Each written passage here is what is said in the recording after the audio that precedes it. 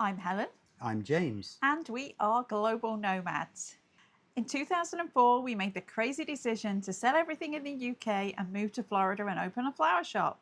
In 2024, we decided we'd make another crazy decision and sold our business, our home, and everything we owned to travel the world full time.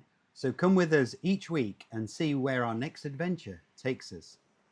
So welcome back to this part 4 and the final part of our Galapagos series. If you've missed the first 3, well, you missed a whole load. What can I say?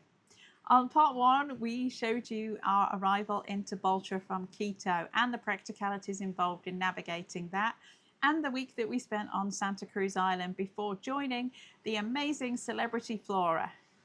Part 2 showed you the outer loop cruise that we took. Part 3 was the inner loop cruise that we took, so you could see the differences between the places we visited and the wildlife we saw. And today we are going to take you on a full ship tour of Celebrity Flora, show you our cabin, and talk to you about some of the practicalities and things that we kind of wish we'd known. We're going to cover things like clothing, suntan lotion, photography, all the kind of stuff that you need to know before you go. We also show you the difference between, if you're only going to do one, the differences between the inner loop and the outer loop, and also give you some tips on tender rides and the best time of year to go. So stay tuned and come along with us on part 4. So welcome aboard Celebrity Flora. Now I'm going to give you a quick tour of our room, but we are in a royal suite. This is Royal Suite 502. Behind me is the entrance area as you come in, and over there's going to be a sink with fresh water. So you do get given, we haven't got them yet, but I understand you get given a water bottle to use whilst you're on board, and that is drinking water in that sink, so you can fill up your water bottles there. And then you come into this kind of living area, which is very nice. We've got a sofa and a chair and some closets. This closet's got the usual stuff in, the safe. We have binoculars to use on board. And we've also got the laundry bag. Laundry is included for the whole journey as well, which is good because we've been in a hotel for a week and we need to do some laundry. So yeah, plenty of closet space. There's a little table here. Because of our status with Celebrity, we got some little macarons. We got a nice bottle of Clico, which is our favourite champagne. We got some chocolates from our travel agent. Thank you, Tammy. And we also got a whole load of information here that we've not looked at, which is going to be the itinerary for the week. We understand lunch is ready, so we're just going to do this really quickly so we can go get lunch. Behind us, we've got the TV, or one of the TVs, and tea and coffee, all of the usual stuff. Looks like loads of coffee pods. We did just ask for a kettle and we got one, so they do have kettles on board. So here in the next room, we've got like a dividing wall and the bedroom. The usual, if you're used to sailing with Royal or Celebrity, king size bed. I'm guessing it can be split. It looks like it can be. Nice pillows. We have another TV in here and yet more closet space and drawer space. So tons of storage in here if you're only here for a week. We're actually doing a back-to-back. We're here for 2 weeks. And then behind me is the bathroom, which if you're used to being on cruise ships is pretty nice. So this is the bathroom. We've got a dual vanity and a little makeup area here too, with a bag for a hairdryer. More storage under here as well. Behind me we've got like a separate cubicle for the loo. And behind James, who's recording right now, we've got a glassed-in area with a walk-in shower and the most incredible bathtub, which I can't wait to use, and there's a big picture window that we can enjoy the view out of there too. The boat is moving. We are moored, but we are rocking side to side. More than you would feel on a big ship, clearly. We are only 100 people on this ship, and we've been told it is full this week.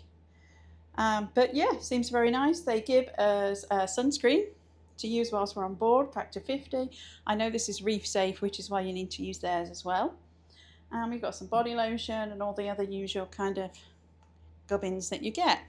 So I'll quickly show you the balcony and then we're going to go get lunch. So we have a huge balcony. This is, ooh, I promised that was the boat. I promised that was the boat, not the champagne. We have the glassed-in area to the bathtub and the bathroom. Big kind of lounger and another chair, and then a huge, it's kind of like a triangular shaped balcony, but it's really big. We're right at the front of the ship, pretty much as far forward as you can go. So that's the quick tour of cabin 502, and now it's lunchtime. So today is a changeover day, and everybody else is getting ready to leave, and we are staying on board because we're doing a back-to-back. So as the ship will be empty, we thought we'd take this opportunity to do a quick ship tour. So welcome to deck 8. This is going to be the highest deck that you can go to. Completely open, you need to walk upstairs to get here. Great for stargazing. So here we are on deck 7, and this is home to Ocean Grill, which on weekdays, Monday through Friday, you can have lunch up here and also dinner. Now we were able to have both menus here. There is a different menu for up here, it's a little bit more limited, but we were able to have the main dining room menu up here as well. I'm not sure how much of that was just a bit of a special concession to us because we much preferred being up here. It was much quieter than the dining room. You do need to make a reservation, so you just need to do that with guest services, but it's a nice area to come and sit, and it's a little bit quieter and darker as well. So welcome to the observatory. We are completely forward on deck 7. This is an enclosed area with floor to ceiling windows, nice quiet area with nice AC if you want to come sit here.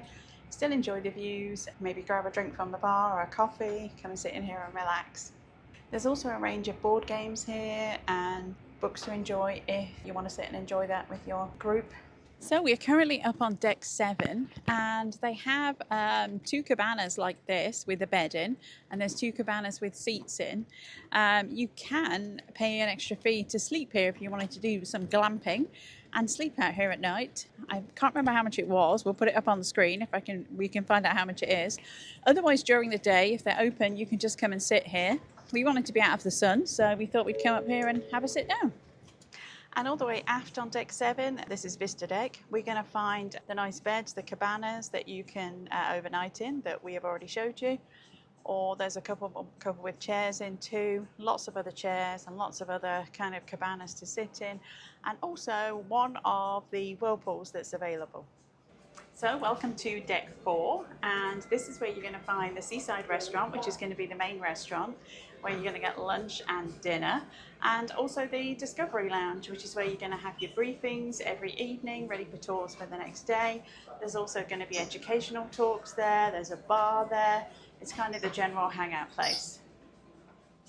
So right behind the Discovery Lounge on deck 4, you're going to find an open seating area, and there's the second whirlpool here, and this is also where you will come out to go down the stairs to deck 3 to board your tenders. They monitor this really closely, and when you come back from your excursions, you'll come up the stairs to here, and there's usually some welcome snacks and drinks here waiting as well. So here we are on deck 3. This area is called Darwin's Cove. And down here you're going to find the elevator and the medical facility. Also guest services, just like on a regular big cruise ship. There's also a small souvenir shop and an area where the naturalists have like an office or an area, and we got to meet in there to arrange our tours because we were in a higher level suite. This is also the deck, and we'll take you out the back, where you will board the tenders and get your wetsuits and store your wetsuit and your snorkel and all of that good stuff. And that's also where they'll give you a life jacket to board the tender, and you can step down there to get on. So one of the reasons that we chose Celebrity is these custom built tenders. They've got steps which you can go into if you're going to get back onto the ship, or if you're going to go on an area that's raised like a dock. And then they lower down really handily if you're going to do a wet landing or a beach landing, and makes life a lot easier, doesn't it? Yeah, one side's steps and one side's a ramp. If you were doing a wet landing, getting off, it would be easy. You just throw your legs over, it'd be much easier, but getting back on is a bit more challenging.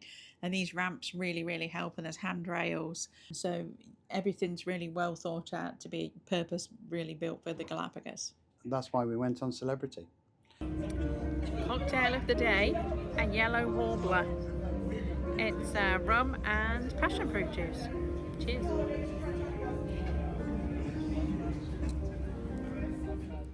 In terms of clothing, there are a few things you need for wet landings and dry landings And dry rocky landings. and rocky landing and lava rock landings and things like that. In terms of footwear, so we actually had sneakers, some heavier duty sneakers. You definitely need those for the lava rock, and something with really good tread and that supports your ankle a little bit more. We also had these kind of open sandal ones that were good for other dry landings that were a gravel track. You could just wear sneakers the same. Honestly, we ended up going and buying sneakers in Peru because I'd read other reviews and was like, I don't think our other shoes are going to be good enough. If you had the Tiva versions, we had the cheap versions because we plan on donating them.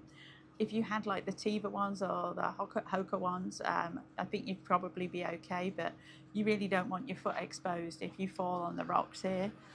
So I would probably say you want both, honestly. Yes. And some water shoes as well for the wet landings. Again, if you've got the decent Keens or Tiva ones, I think they can get wet, but if you don't want wet feet, we just bought some cheap water shoes at the airport. Again, we'll end up donating them, I'm sure. So they're pretty decent water shoes, actually. They've got a good sole on them. They were good for walking on a gravel trail as well. But I think you probably need 2 to 3 different pairs of shoes and then some different shoes for on the boat. So when you're on the ship, you're going to want some flip-flops or something comfortable to walk around in as well. The other thing to consider is that generally you'll have 2 landings a day.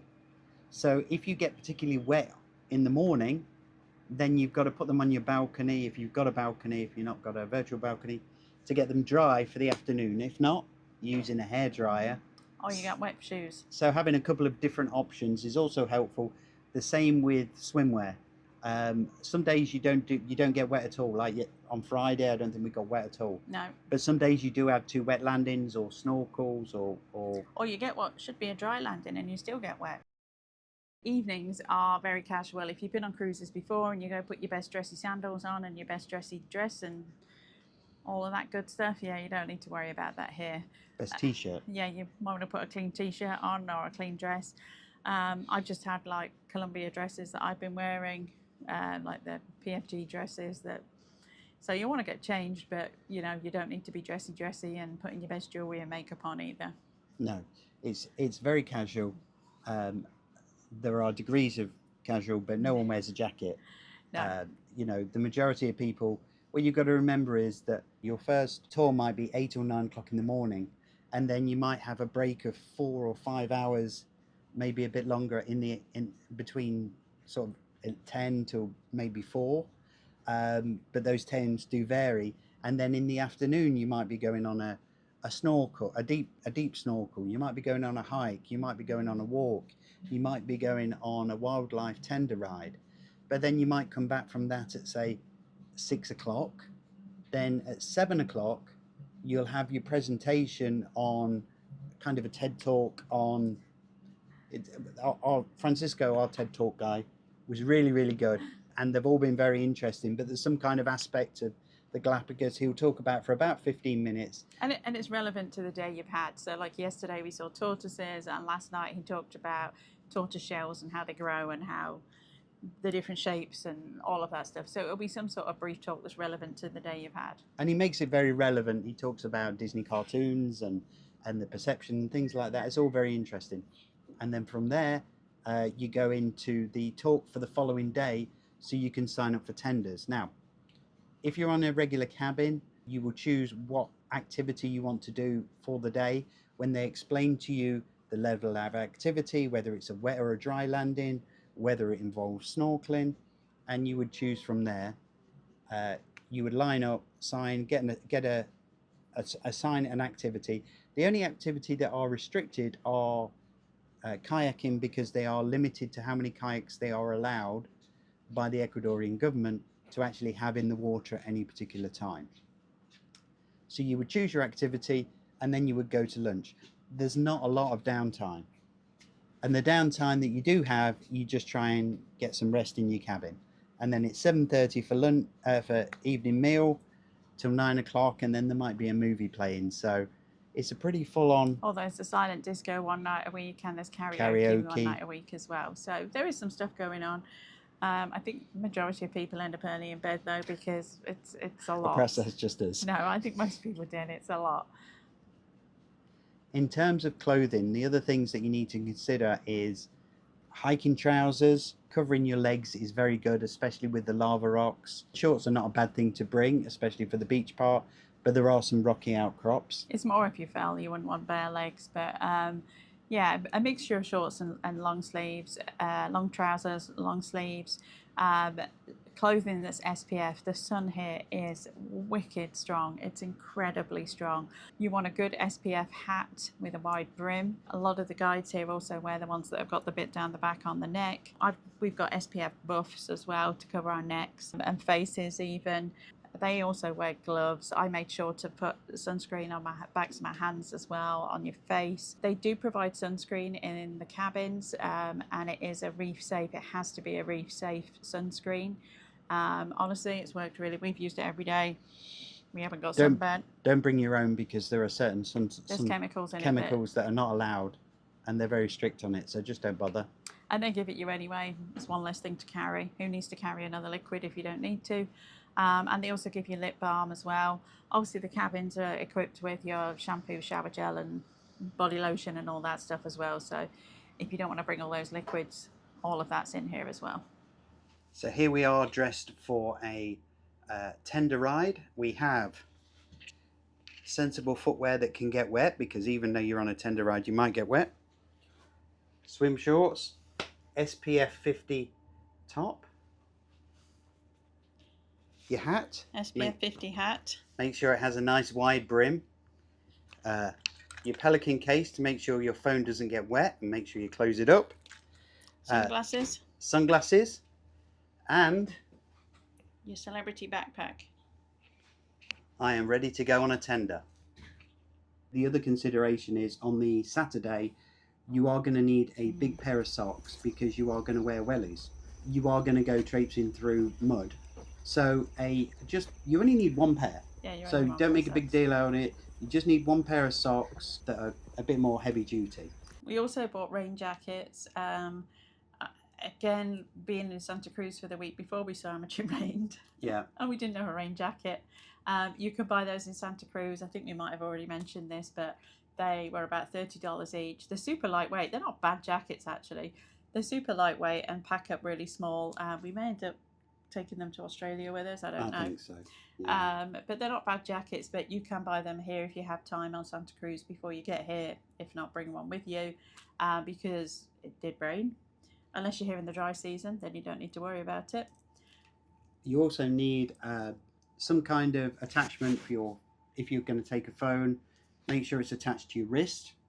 And also that we've got these Pelican waterproof cases, because you're going to get wet. There was one particular time where the waves really did get up, and we were sitting in the back of the tender, and everything got wet, including Helen's camera equipment, and she was wearing her DSLR. Which normally we put in the backpack, but it wouldn't have mattered. The wave that came over as the backpack would have got wet anyway. Yeah. Fortunately, so far so good. It's still in working order. Hopefully no seawater got in it, but bear that in mind. There are other activities afterwards as well. After dinner, at 9 o'clock, they'll show a film on. There's a silent disco one night, and there's karaoke one night and stuff. So there is other stuff going on. There's another couple of trivia things that they do as well. Who won this week? We did have an unfair advantage because we were here for 2 weeks. But we didn't do it the first week. We arrived late. They were already doing it by the time we arrived. So we did do it, and we won the second week. And we got some goodies. We got some Celebrity Flora socks and a hat. They do a crossword quiz as well. So there is other things going on the ship as well. I think if you looked at whether you do outer or inner is definitely easier than outer in terms of more strenuous walks. And you can do strenuous walks on both.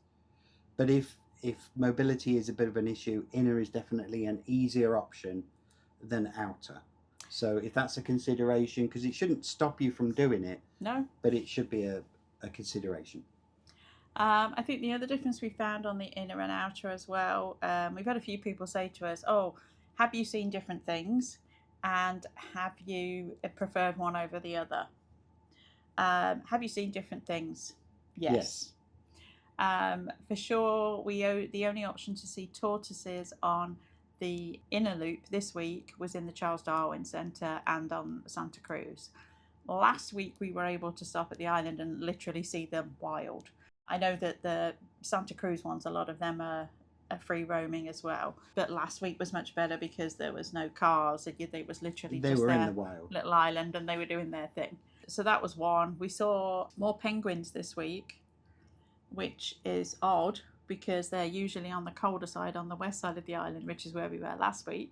But we only saw 2 penguins last week, and this week we've seen loads. And we also saw the whales last week. They're on the outer loop. And we did go to that kind of same area this week on the inner loop, but it was nighttime. So if the whales were there, we weren't going to see them anyway.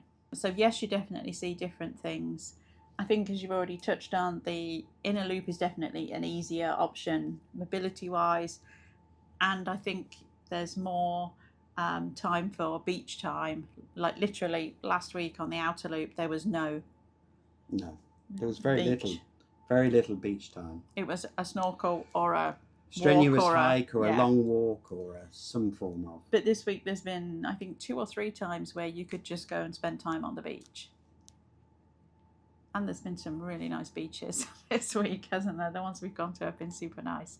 Last week we went to like black volcanic beaches and the one with the peridot, which is not really beaches you would want to sit on, honestly. But this week have been really pretty beaches.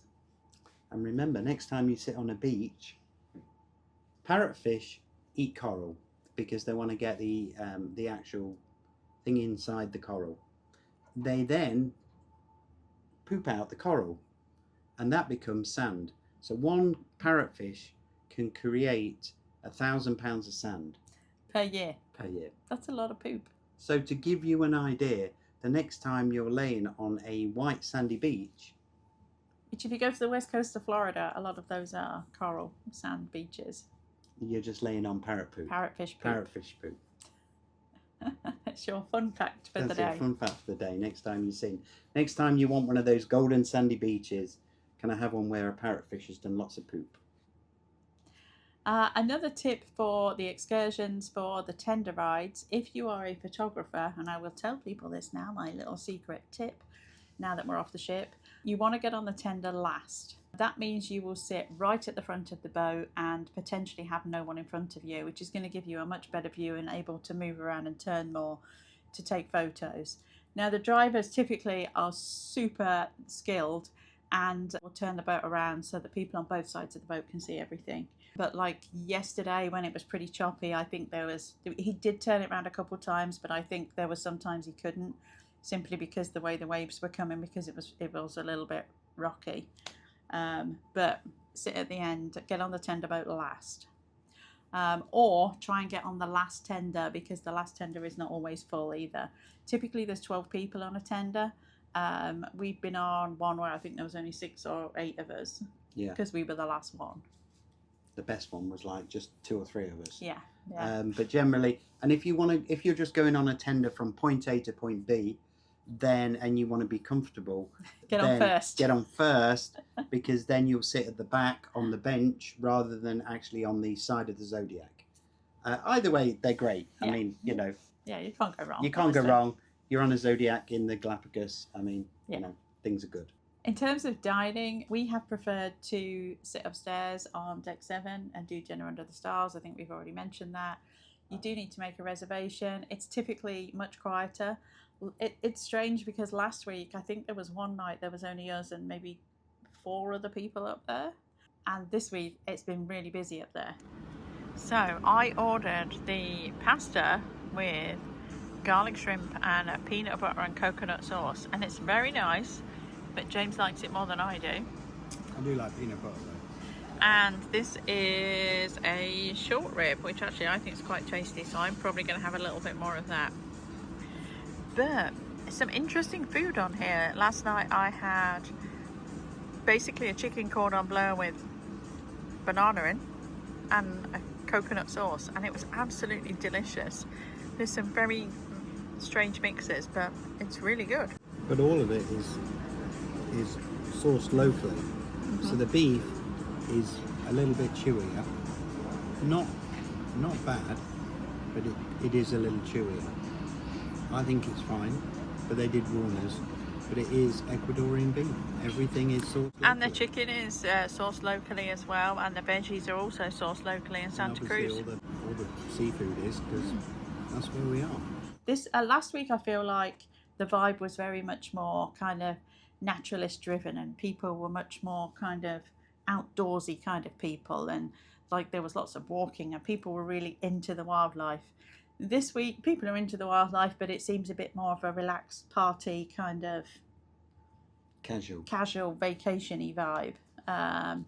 So I don't know if that's normal or not. Just an observation. An observation. On both times, 80% of the passengers have been American.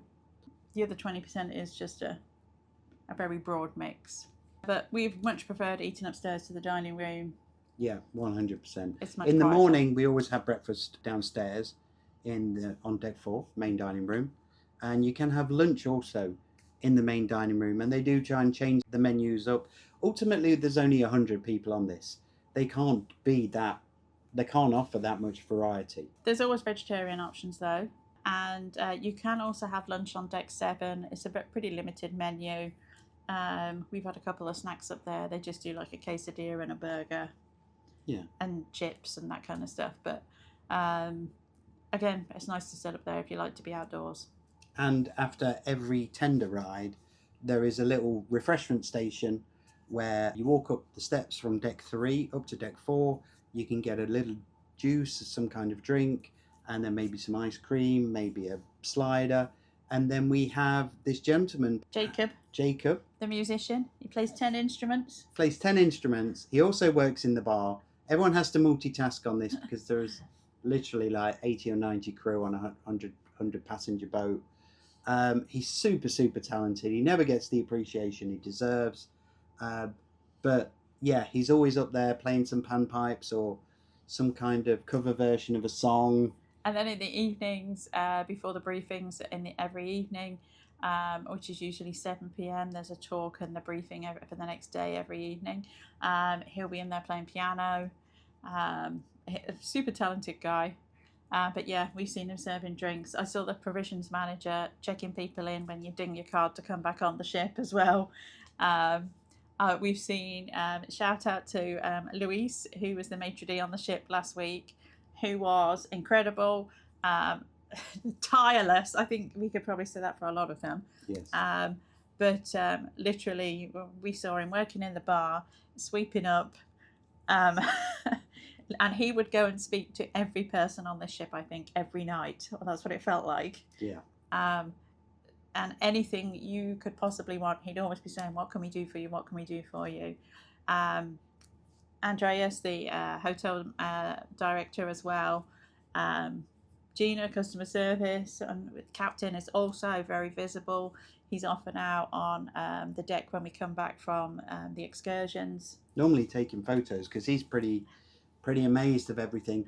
The thing is about this boat is that, or this ship, is that the majority of the staff are Ecuadorian, and they're from Quito or they're from the islands, and all of the tour. The ship's only got 100 people, and there are 10 tour guides. Naturalists. Monica is the leader of those. Last week we had a gentleman called Francisco who did some talks. That was just for that week because it was Darwin's birthday on February the 12th. And Monica and they're all so proud of of the Galapagos and Ecuador, and that this is their jewel, this crown jewel. And they're all very knowledgeable. Very, and they're going to go out with you a morning and afternoon on the excursions, and then in the evenings they're usually around. You can ask any questions of them. Monica does the briefings, and she's organising everybody. I mean, literally, I don't know how many hours a day that she works, but it seems like an awful lot. Everything runs really pretty smoothly. I can't say enough good things about the staff, really. Shout out to Zarella, who has been taking care of us dining every time. Or AKA Crazy Cat Lady. Crazy Cat Lady with 17 cats, yeah.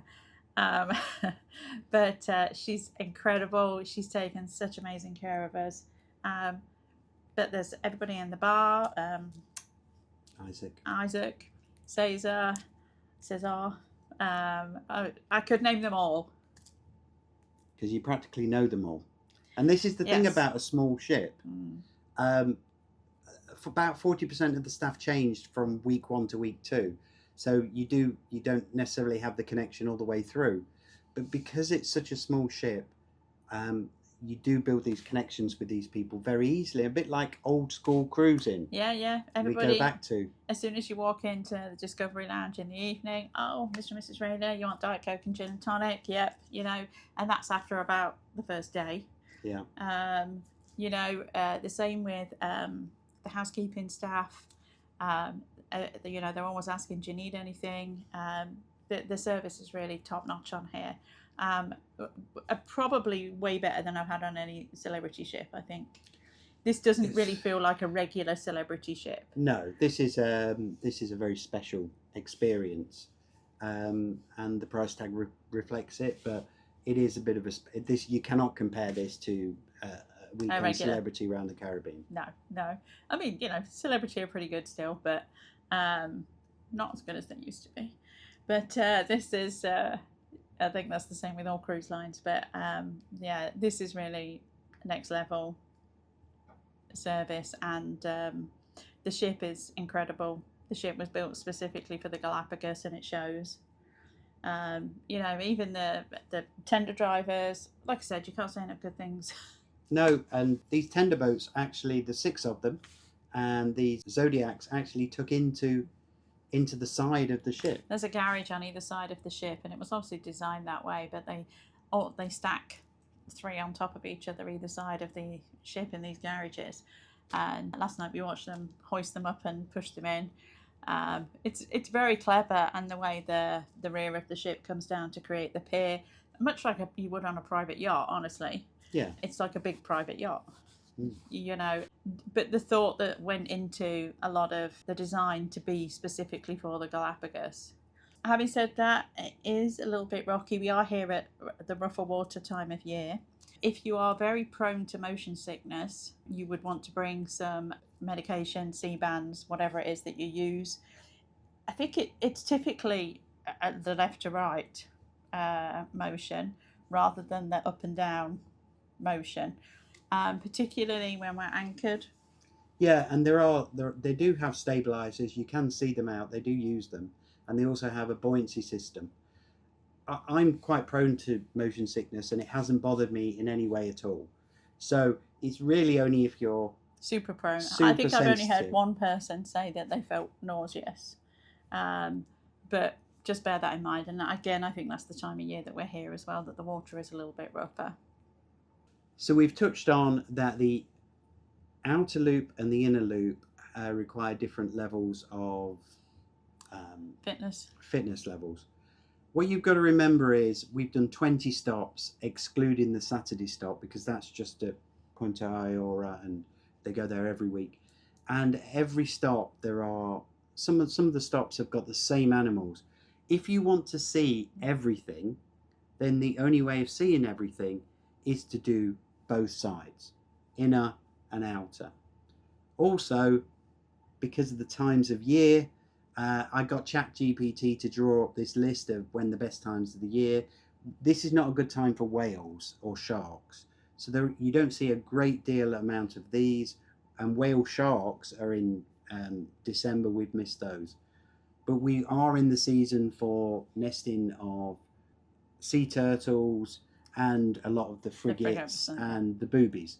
So there is no bad time to go. But I just want to give you a rundown.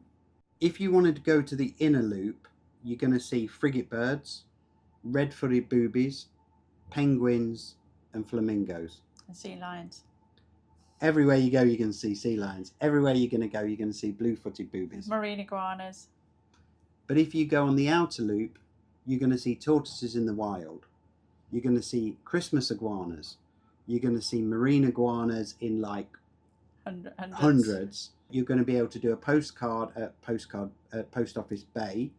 I think we've mentioned the Film Eden and the Baroness, but I won't go there. You go to Floriana, yeah. Go to Floriana.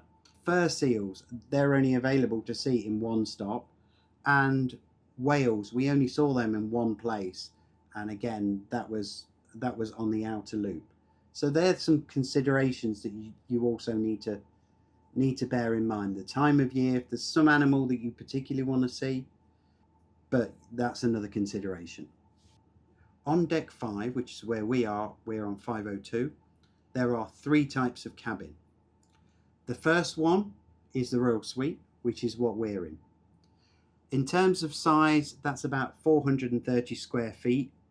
And I'm going to put these prices up. I just chose a random date that had all of the cabins available.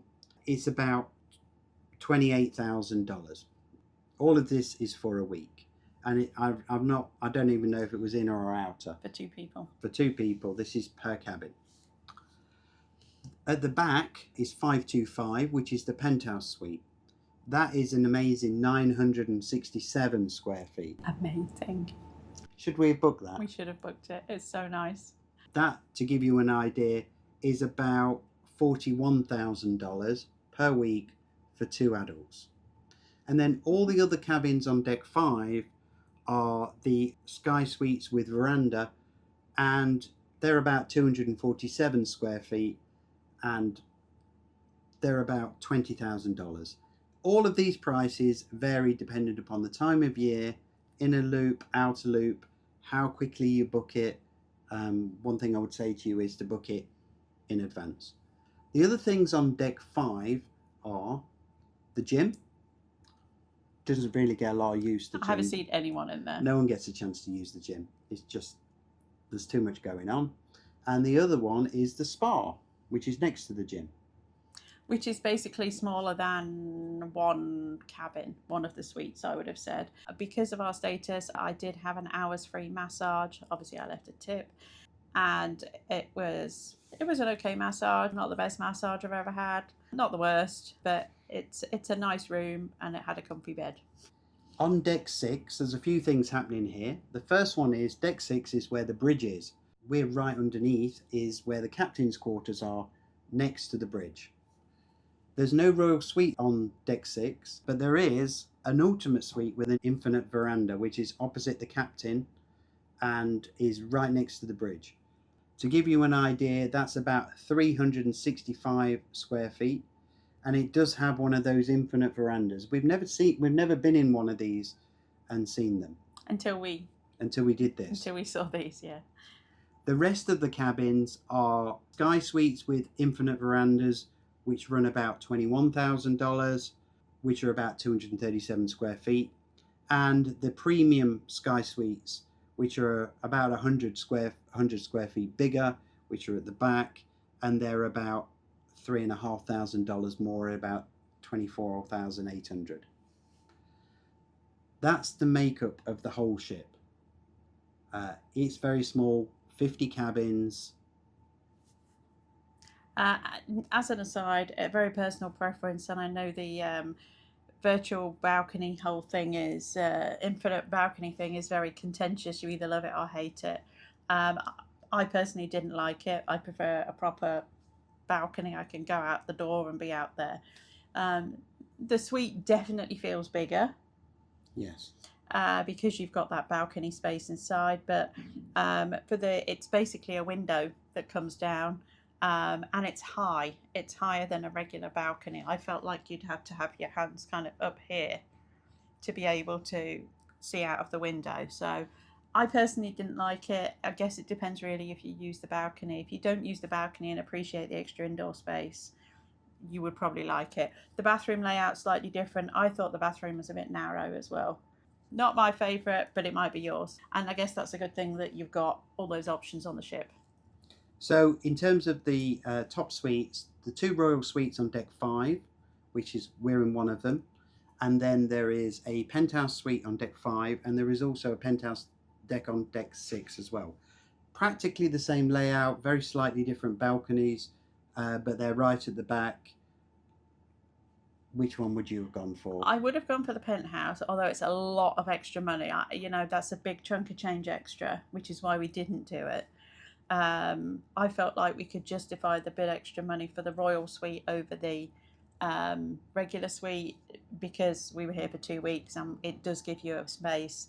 we've got like a separate living area, and we had a bathtub, which the regular Sky Suites don't give you. So if you've got the budget, I personally think the extra space for the Royal Suite is worth it. If you're not bothered about the extra space, not. I love the penthouses, absolutely love them. One thing I would say is, though, if you're going to be sitting out there, they've got floor-to-ceiling windows as well. Everybody coming back on the tenders can see into your room. Especially on deck 5. Especially on deck 5. And if you're in the one on deck 6, if there's people on deck 7, which is a public area with sunbeds, they can easily look down into it as well. So, you know, there's that as well. Another consideration, this is where I try and justify the price. We paid for week 1 $23,778, and for week 2 $24,398. We booked this about 18 months ago. If you booked it a lot closer, then the prices were a lot higher. So I think the regular suite went up to more than we paid for the Royal Suite. Yeah, so this is one of those times where, you know, this is a bit of a one and done, maybe. It's 100% a YOLO thing because of the cost. It's, you know, it's incredibly expensive. So you need to book it as far ahead as you reasonably can, if that's a consideration.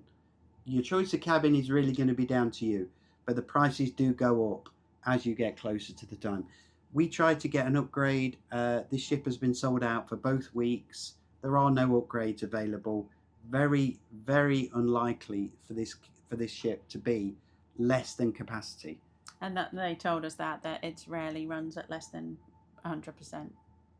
So if you imagine there's only going to be 5,200 people doing this ship per year, and the last Royal ship there was 6,500 people for a week. So this is a very, very small amount. Also, Celebrity used to have 3 ships that used to do this route. They sold 2 of them, and this is the only one they kept. So again, Celebrity's got a big pool of people, so that needs to be a consideration. And I think a testament to the staff and how passionate they are about this as well is that a lot of the staff that we've spoken to have said that they came from Expedition, which was one of the previous older ships that were sold. I think they sold them to Nat Geo. There was Expedition and another one. But a lot of people have been with Celebrity. A lot of the crew have been with Celebrity for a long time. And I think that speaks volumes really about how passionate they are about it.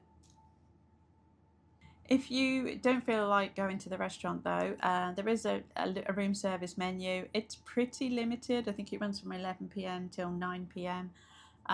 It's pretty limited. Honestly, if you were that way inclined, I'm sure they might bring you something from the main dining room. Maybe I'm speaking out of turn, but we haven't tried it. But just the impression I get, I think they probably would make. They would do something to take care of you. Yeah, I'm sure they would take care of you.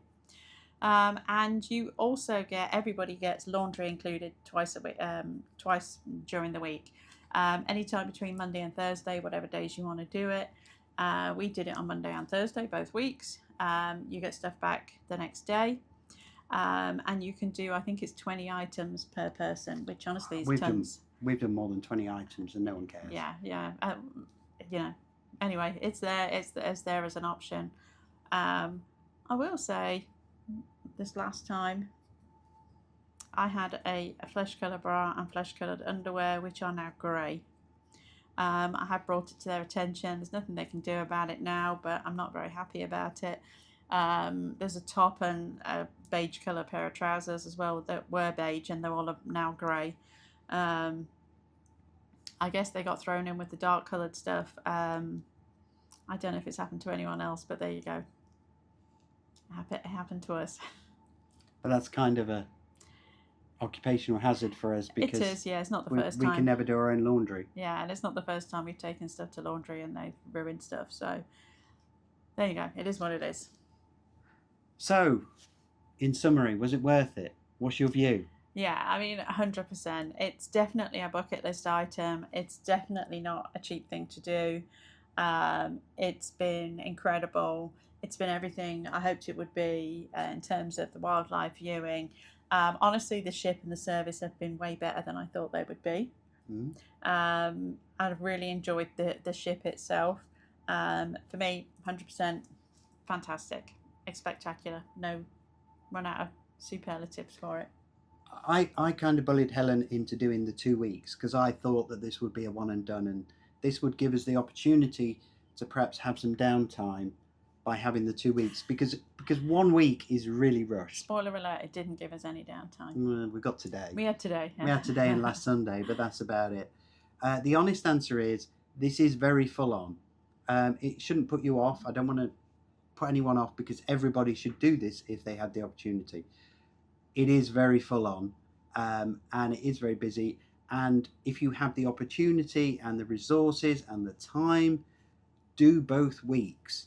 I can't stress that enough. Mm-hmm. I thought that this would be a one and done, but the honest answer is, depending upon the time of year you come, you're going to see different things. Yeah, we've already said we would come back. So there's a lot of places in the world. We've done it once, but maybe we'll do it again in a few years' time. What you've got to remember is everything is going to be different, and this is what Darwin is all about, and places are different, and mating seasons and heat and things like that. I don't think you could ever see it. But Darwin only spent 5 weeks here when he wrote his book, so I think that's a consideration. That if you get the opportunity to come back, I probably would come back, but that's going to be a long way down the line. Yeah, but it's been amazing. If you are able to come, would 100% recommend. If you're into photography, if you're into wildlife, you like walking, you just like finding new things rather than sitting on a beach, this is definitely the thing to do. You don't need a full camera. You don't need a DSLR. No, you can just use your iPhone. You just need to go with an open mind. You don't have to be that physically able. You just have to go in there with an open mind and have some great times. And honestly, if this is a pretty luxury option, there are other ways to come to the Galapagos and see it as well. You could stay on Santa Cruz in a hotel for $70-$80 a night. Food there is not outrageously expensive. You can have a meal for $50 or $60, probably less, honestly. We didn't go in a lot of restaurants. So it doesn't have to be outrageously expensive. The flights here are relatively expensive because there's limited options. There's only like 3 flights a day.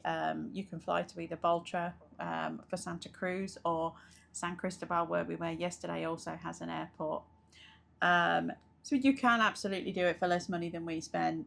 But I'm not sorry. This was a very nice experience, as well as seeing all the wildlife. And if you just go into Santa Cruz and go down to Puerto Ayora, you do see a lot of animals all over. We saw boobies, we saw a lot of wildlife, we saw the seals and everything else like that. So you are going to see those things. The one thing this ship doesn't do, it doesn't do scuba diving. Mm-hmm. So if scuba diving is your thing, then this is not the boat for you. There are plenty of other options. And there's tons of places in Santa Cruz where you can take day trips out, day boat trips to the separate islands. You can ride an ATV up in the highlands. You can go diving. You could go snorkeling. There's tons of options. There's lots of other options. This is obviously not the only way to do it. A very limited number of people can do this each year. I have to say, I think it was 100% worth it. I would do it again in a heartbeat if we ever had the opportunity and the time and everything else. But it's a really special place. The Galapagos is up there. It's up there. So thanks for watching. I hope you got a chance to see all 4 parts. And if you ever get the chance to do the Galapagos, I hope this has helped, because it is an amazing, amazing adventure. Please like, subscribe, and hit that notification bell, because the next place we're going to be is Australia. And that's going to be a whole different situation. Again, you're here for a good time, not for a long time. We'll see you in the next video. Bye for now.